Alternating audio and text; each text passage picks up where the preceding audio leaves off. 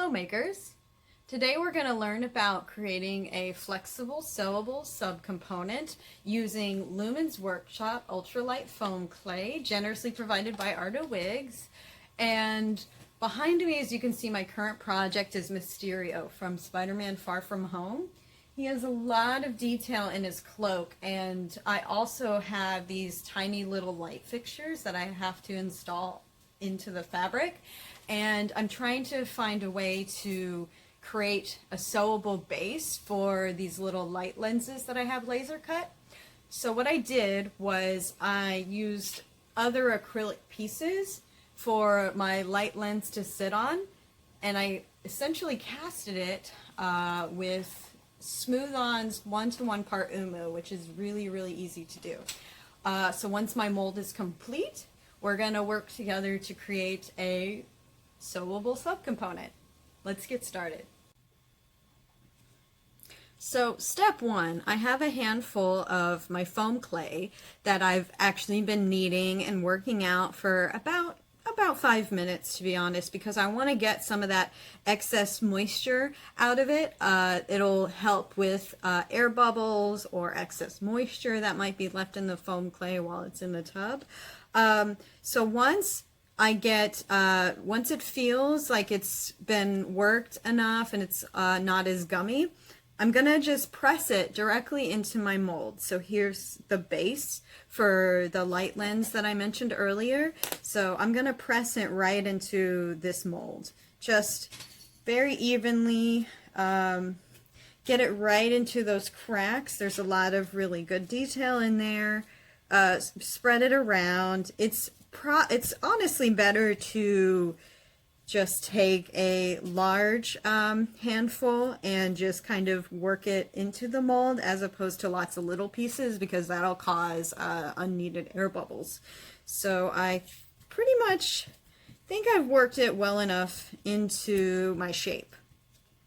The next step is to take a micro mesh. This is just a really fine mesh that you can purchase at Joann's, Michael's, even I think I got this one at Walmart. So I'm gonna actually just overlay it right onto the clay that I just pressed into my mold.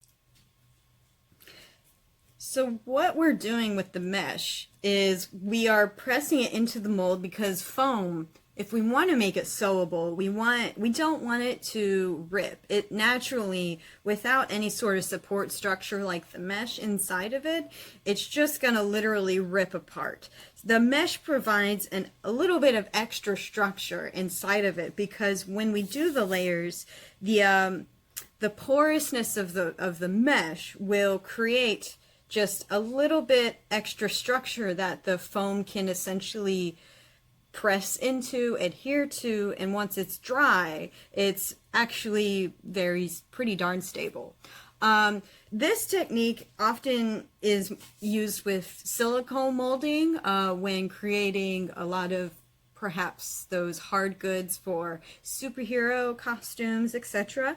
But this is perhaps an easier option for those not comfortable with silicone pouring and curing, etc., etc. So I've got my mesh in there, and now I'm going to start to take small pieces of the lightweight foam and just literally sandwich that mesh in there. Make sure that that mesh is pressed and the foam is essentially getting into the holes of the mesh, that porousness, because that's really most important. You want it to press into there so that the layers of the foam don't pull apart later on once dry. Alright, so now after the proper cure time, our mold is ready to be pulled. So let's see what it looks like. Awesome. So foam clay picks up details super nicely. And so I also have an example of the finished subcomponent. Once the excess is trimmed away, super easy. The mesh is still embedded inside, but you can barely see it. Awesome. And super flexible. That's what I want. So what I'm going to do next is sew this, show you how to sew it directly into fabric, and it'll be the perfect base, as you can see, for my light. That'll be really cool.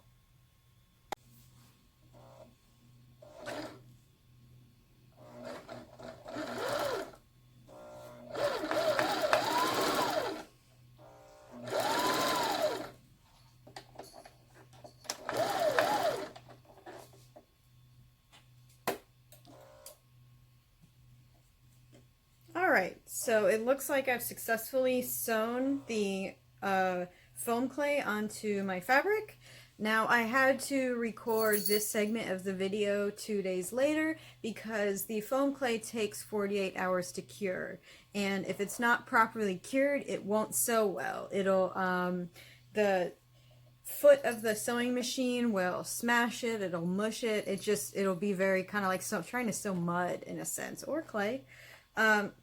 So I had to make sure that it was properly cured. And now it sews really nicely right onto my fabric with a zipper foot. I used a zipper foot on my machine so I can get really nice and close to the edges that I created, those little grooves in the foam clay component. And it now bends really nicely with my fabric. And if I need to cover up any unsightly seam lines, I can always go back in with a little extra foam clay and smooth that out, cover that up, because foam clay is really good about adhering to itself. Alright, so I had a couple questions when using the foam clay as a sewable component. Is the clay brittle?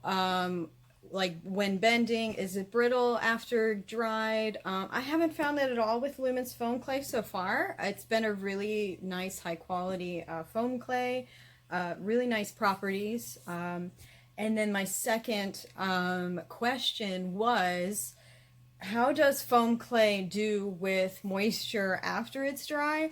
And that, unfortunately, you do have to take into account when sewing your foam clay onto your garment, not to put it in a high sweat area or of your garment, because I did a test with foam clay. This was the same mold, the same cure, and after I immersed this in water with like a little bit of vinegar just to simulate like maybe the chemical reaction that salty sweat would have on foam clay, and unfortunately it did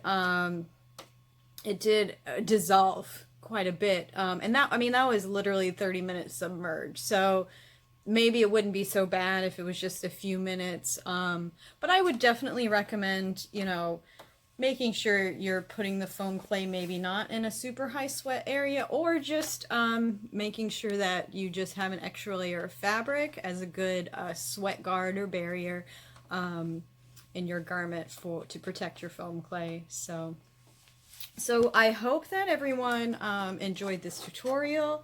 I'm really excited to work more with the foam clay, especially on Mysterio behind me. I now have a nice little base for the light that I'm going to use later on, and then I'll paint it, and definitely do a second tutorial about painting and sealing your foam clay for your garment. But until then, I hope you enjoyed, and a big shout out to Arta Wigs for providing the Lumin's foam clay for this project, as well as Takmade on Etsy, Takmade, for doing the custom laser cutting for this project. So thank you all. I hope you enjoy further tutorials.